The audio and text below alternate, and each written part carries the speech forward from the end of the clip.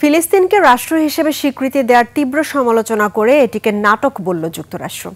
পাশাপাশি যুক্তরাজ্য, কানাডা ও অস্ট্রেলিয়ার স্বীকৃতি দেওয়ার সিদ্ধান্ত বৈশ্বিক কূটনৈতিক অঙ্গনে তোলপাড় সৃষ্টি করেছে।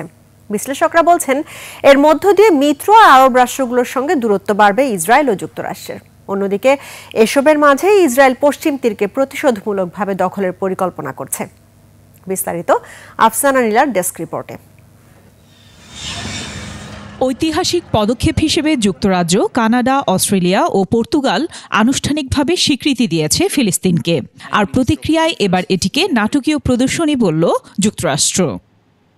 মার্কিন পররাষ্ট্র দপ্তরের মুখপাত্র বলেছেন, যুক্তরাষ্ট্রের মনোযোগ কেবল গুরুতর কূটনীতিতে, নাটকীয় পদক্ষেপে নয়।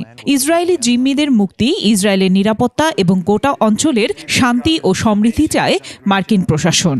এ সময় তিনি অস্থিরতার জন্য হামাসকে দায়ী করেন।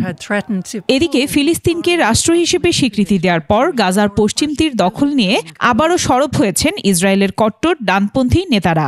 দেশটির জাতীয় নিরাপত্তা মন্ত্রী ইতামার বেন গভির ও অর্থমন্ত্রী বেজালেল স্মোট্রিচ এ নিয়ে আলাদা বিবৃতি দিয়েছেন। অর্থমন্ত্রী স্মোট্রিচ এক্সে লিখেছেন, যুক্তরাজ্য ও অন্যান্য দেশের ইসরায়েলের ভবিষ্যৎ নির্ধারণের দিন শেষ। পশ্চিমা দেশগুলোর এই পদক্ষেপের একমাত্র জবাব হল পশ্চিম তীরকে আনুষ্ঠানিকভাবে ইসরায়েলের সঙ্গে যুক্ত করা এবং ফিলিস্তিনি রাষ্ট্র গঠনের ধারণাকে স্থায়ীভাবে বাতিল করা। আর বেন গভির তার বিবৃতিতে বলেন, এই স্বীকৃতির প্রতিক্রিয়ায় তাৎক্ষণিক পদক্ষেপ জরুরি। পশ্চিম তীরের ওপর দ্রুত সার্বভৌমত্ব আরোপ করতে হবে এবং ফিলিস্তিনি কর্তৃপক্ষকে পুরোপুরি উচ্ছেদ করতে হবে। অন্যদিকে জাতিসংঘ সাধারণ পরিষদের এবারের অধিবেশনে আরও কয়েকটি দেশ ফিলিস্তিনকে স্বীকৃতি দিতে পারে বলে ধারণা করা হচ্ছে।